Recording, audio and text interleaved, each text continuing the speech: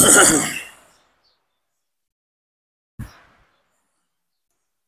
اللہ الرحمن الرحیم۔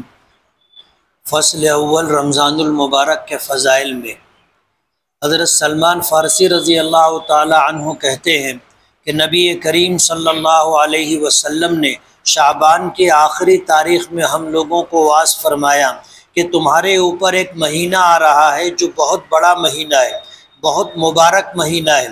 اس میں ایک رات ہے شب قدر جو ہزاروں مہینوں سے بڑھ کر ہے۔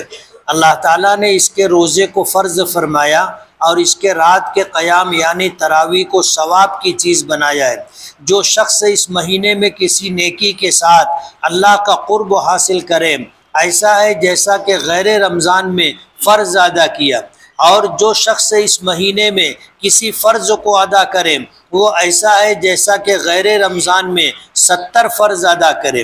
یہ مہینہ صبر کا ہے اور صبر کا بدلہ جنت ہے، اور یہ مہینہ لوگوں کے ساتھ غمخواری کرنے کا ہے۔ اس مہینے میں مومن کا رزق بڑھا دیا جاتا ہے۔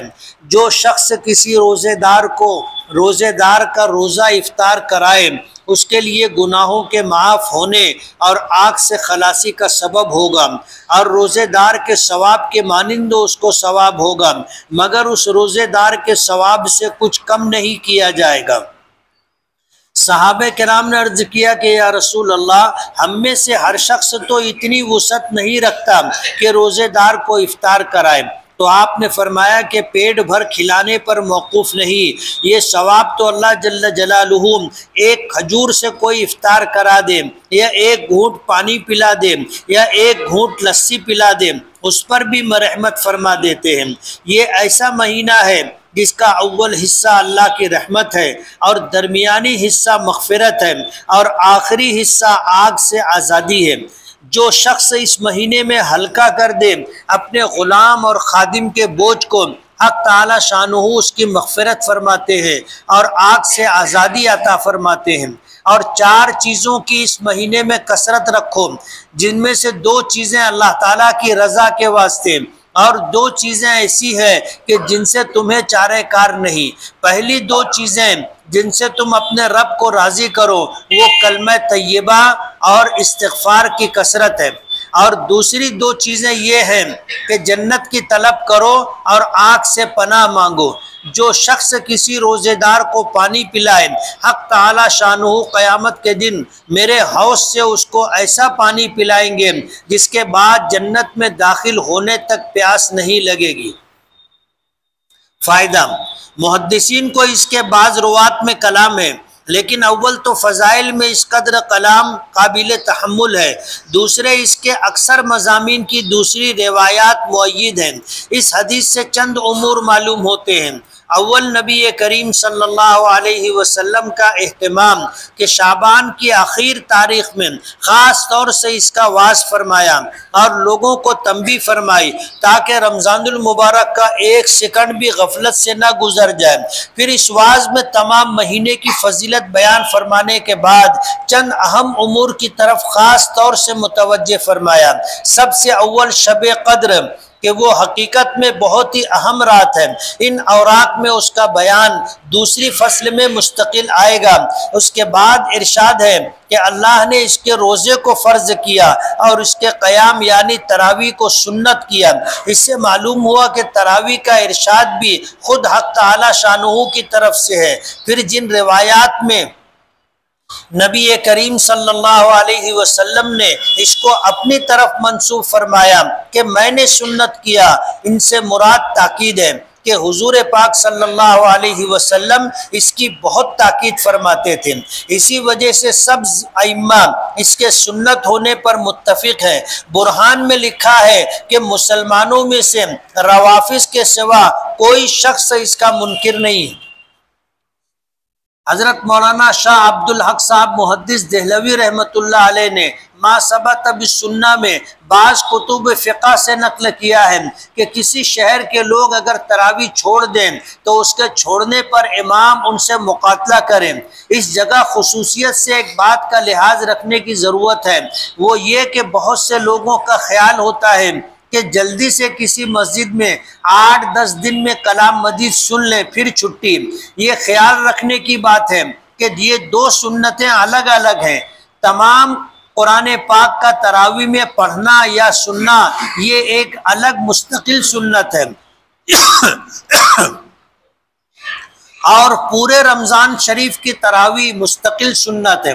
بس اس صورت میں ایک سنت پر عمل ہوا اور دوسری رہ گئی۔ البتہ جن لوگوں کو رمضان المبارک میں سفر وغیرہ اور کسی وجہ سے ایک جگہ روزانہ تراویح پڑھنا مشکل ہو، ان کے لیے مناسب ہے کہ اول قرآن شریف چند روز میں سن لیں تاکہ قرآن شریف ناقص نہ رہے، پھر جہاں وقت ملا اور موقع ہوا وہاں تراویح پڑھ لی کہ قرآن شریف بھی اس صورت میں ناقص نہیں ہوگا اور اپنے کام کا بھی حرج نہ ہوگا۔ عبادات نافلہ، حضور پاک صلی اللہ علیہ وسلم نے روزہ اور تراویح کا ذکر فرمانے کے بعد عام فرض اور نفل عبادات کے اہتمام کی طرف متوجہ فرمایا کہ اس میں ایک نفل کا ثواب دوسرے مہینوں کے فرائض کے برابر ہے اور اس کے ایک فرض کا ثواب دوسرے مہینوں کے 70 فرائض کے برابر ہے۔ اس جگہ ہم لوگوں کو اپنی اپنی عبادات کی طرف بھی ذرا غور کرنے کی ضرورت ہے کہ اس مبارک مہینے میں فرائض کا ہم سے کس قدر اہتمام ہوتا ہے اور نوافل میں کتنا اضافہ ہوتا ہے۔ فرائض میں تو ہمارے اہتمام کی یہ حالت ہے کہ سحر کھانے کے بعد جو سوتے ہیں تو اکثر صبح کی نماز قضا ہو گئی اور کم از کم جماعت تو اکثروں کی فوت ہو ہی جاتی ہے۔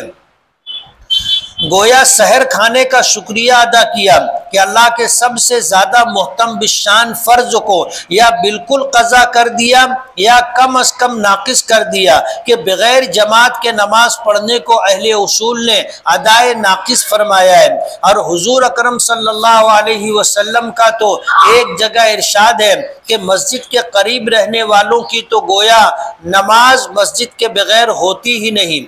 مظاہر حق میں لکھا ہے کہ جو شخص بغیر عذر کے بغیر جماعت کے نماز پڑھتا ہے اس کے ذمے سے فرض تو ادا ہو جاتا ہے مگر اس کو نماز کا ثواب نہیں ملتا۔ اسی طرح دوسری نماز مغرب کی بھی جماعت اکثروں کی افطار کی نظر ہو جاتی ہے اور رکعت اولا یا تکبیر اولا کا تو ذکر ہی کیا ہے۔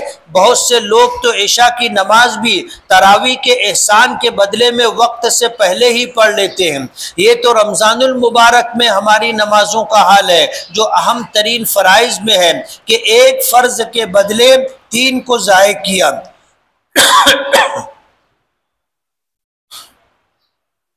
یہ 3 تو اکثر ہیں، ورنہ ظہر کی نماز قیلولے کی نظر اور عصر کی جماعت افطاری کا سامان خریدنے کی نظر ہوتے ہوئے آنکھوں سے دیکھا گیا ہے۔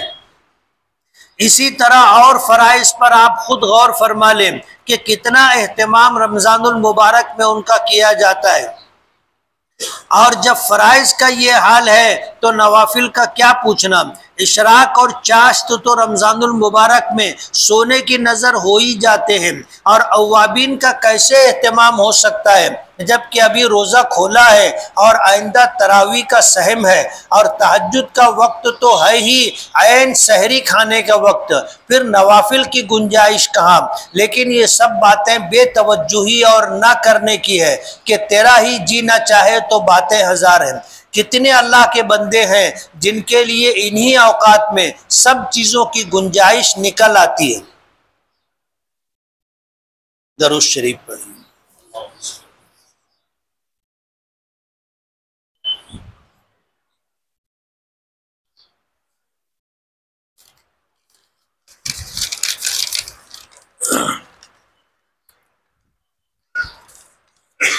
کسی نے پوچھا ہے کہ دمے کے مریض عام طور پر سانس کو بحال رکھنے کے لیے دن بھر متعدد بار پمپ کے ذریعے سے آکسیجن لیتے ہیں، کیا روزے میں اس کا استعمال جائز ہے؟ دمے کے مریض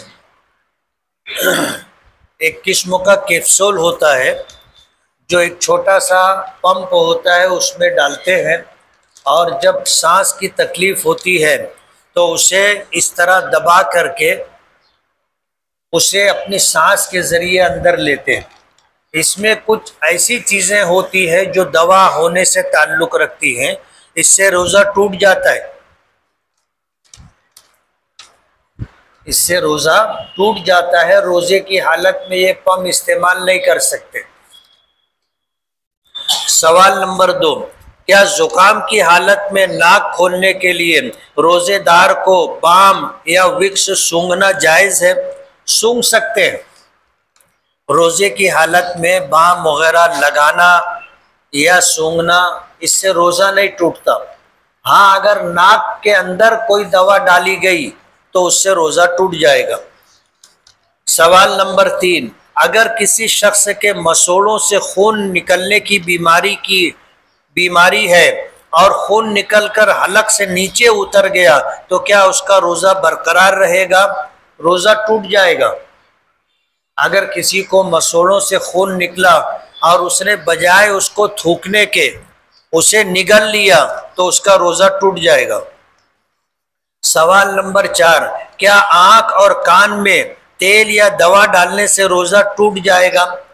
آنکھ میں دوا ڈالنے سے روزہ نہیں ٹوٹے گا، لیکن ناک میں یا کان میں یا جسم میں داخل ہونے کے جو عمومی راستے ہیں جیسے منہ ہے یا پیشاب پاخانے کا راستہ ہے، اس سے اگر کوئی دوا اندر ڈالی گئی یا کوئی چیز اندر گئی تو روزہ ٹوٹ جائے گا۔ آنکھ جو ہے یہ جسم کے اندر کسی چیز کو داخل کرنے کا راستہ نہیں ہے، لیکن آنکھ میں جو دوا ڈالی جاتی ہے اس کے اثرات حلق تک محسوس ہوتے ہیں، لیکن علماء نے لکھا ہے کہ اس سے روزہ نہیں آنکھ میں دوا ڈالنے سے روزہ نہیں ٹوٹے گا۔ کان میں تیل ڈالیں گے تو روزہ ٹوٹ جائے گا۔ دور حاضر میں بعض صورتوں میں سفر بہت پرسہولت ہو گیا ہے، بطور خاص ایئر کنڈیشن بس یا ٹرین اور جہاز میں کوئی زیادہ مشقت پیش نہیں آتی، تو کیا ان صورتوں میں بھی روزہ چھوڑنا جائز ہے؟ سفر کی حالت میں شریعت نے گنجائش دی ہے۔ چھوڑنا جائز ہونے کا یہ مطلب نہیں ہے کہ آدمی کو بعد میں نہ رکھنا پڑے، روزہ تو رکھنا پڑے گا۔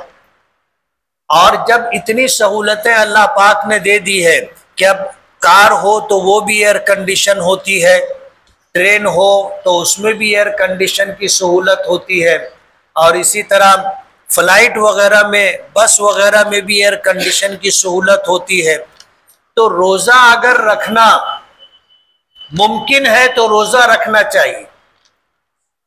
سفر کی حالت میں بھی جب یہ سہولتیں میسر ہیں تو روزہ رکھنا چاہیے، لیکن اگر سفر میں روزہ رکھنے میں دقت اور پریشانی ہے کہ روزے کا پورا کرنا مشکل ہو جائے گا، شام تک حالت خراب ہو جائے گی، تو اس صورت کے اندر اس بات کی گنجائش ہے کہ ابھی روزہ نہ رکھے، عید کے بعد ان روزوں کی قضا کر لے، اس کی گنجائش ہے۔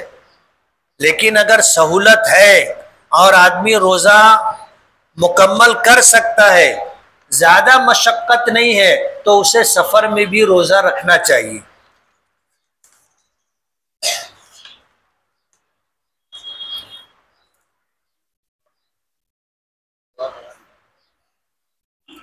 سبحان اللہ وبحمدہ، سبحانک اللہم وبحمدک، نشہد ان لا الہ الا انت، نستغفرک ونتوب الیک۔